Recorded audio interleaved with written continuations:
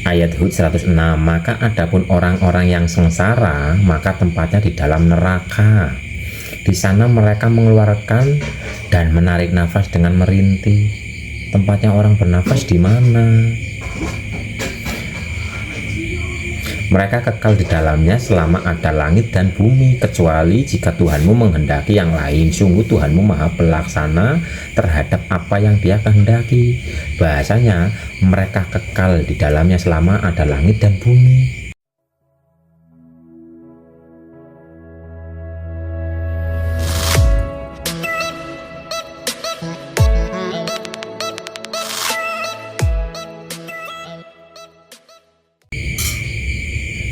Kalau alam padang mahsyar, surga apa mas? Alam padang mahsyar itu kita baca di surat Yunus ayat 30.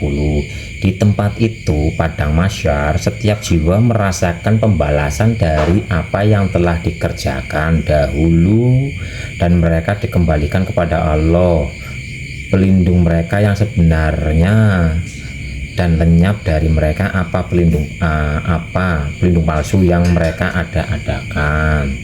Terus di surat Ibrahim ayat 48, yaitu pada hari ketika bumi diganti dengan bumi yang lain, dan demikian pula langit, dan mereka manusia berkumpul di padang mahsyar menghadap Allah yang maha esa, maha perkasa.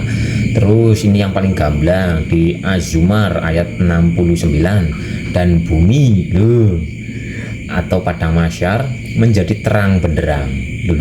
Kok ada kata-kata dan bumi atau padang mahsyar, dalam kurung padang mahsyar, menjadi terang benderang dengan cahaya keadilan Tuhannya, dan buku-buku diperhitungkan perbuatan mereka, diberikan kepada masing-masing. Nabi-nabi dan saksi-saksi pun dihadirkan, lalu diberikan keputusan di antara mereka secara adil, sedang mereka tidak dirugikan. Surat Yunus ayat 30, surat Ibrahim ayat 48, surat Az-Zumar ayat 69. Jadi keadilan adanya di mana? Terus ini surat Ibrahim yang 48, yaitu pada hari ketika bumi diganti dengan bumi yang baru, demikian langit. Maksudnya apa? Baju lama berganti dengan baju baru dengan jiwa yang sama. Itu ayat tentang apa?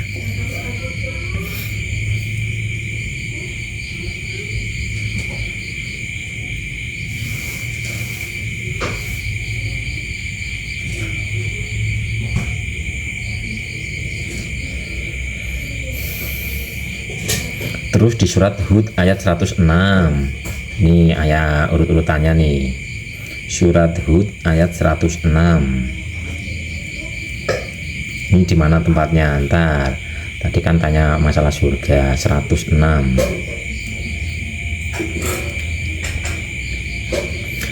Ayat Hud 106, maka adapun orang-orang yang sengsara, maka tempatnya di dalam neraka. Di sana mereka mengeluarkan dan menarik nafas dengan merintih.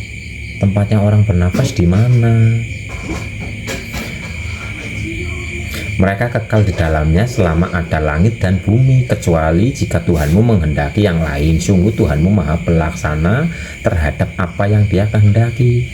Bahasanya, mereka kekal di dalamnya selama ada langit dan bumi. Bumi itu raga, langit itu rasa. Makanya rasa itu rasanya lama kalau lagi puyeng. Kalau lagi sakit, malam hari rasanya lama banget. Tuh, kalau lagi sakit malam hari pengennya cepet siang.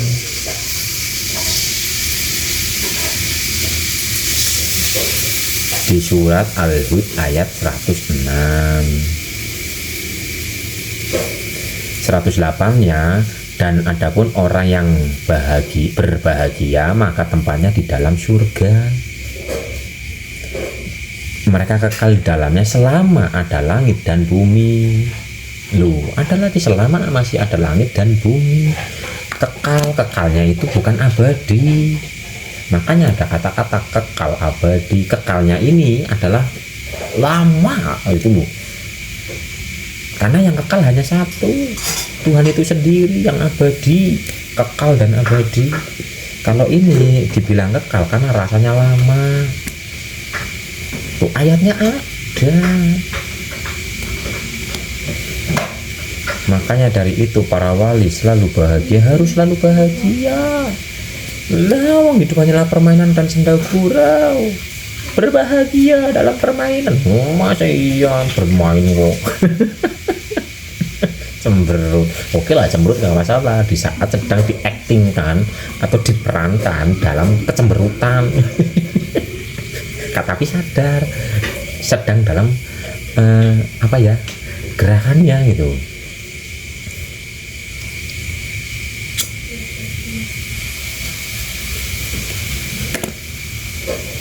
Ini di surat Al-Hud ayat 106, 108. Kenapa ada kata kuncinya? Selama masih ada langit dan bumi. Langit itu rasa atau batin kita ini, bumi itu raga, dan padang mahsyar tadi di mana? Di bumi untuk melakukan pengadilan. Jadi semuanya ada di mana? Makanya inti dari kehidupan adalah di sini. Terus kenapa orang-orang yang sudah mati katanya berharap untuk dikembalikan tapi nggak boleh? Itu arahnya kepada dikembalikan kepada raga yang baru ditinggalkan. Ya nggak bisa. Kalau sang jiwa ini, sang roh ini sudah lepas dari raga ini, ya udah nggak bisa kembali. Udah nggak bisa.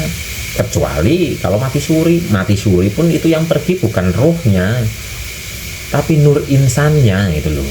Jadi jiwanya, sukmanya itu yang masuk ke dalam alam, merekam jejak energi dalam diri kita, sehingga seolah-olah melihat pemandangan ini, pemandangan itu, masuk ke dalam rekam jejak energinya.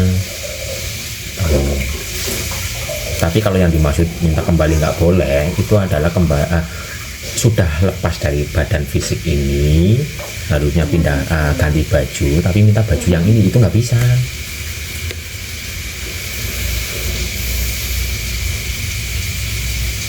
Begitu nih Bapak Ibu. Ini secara hakikat loh, kajiannya secara hakikat, yang tanpa tating aling-aling.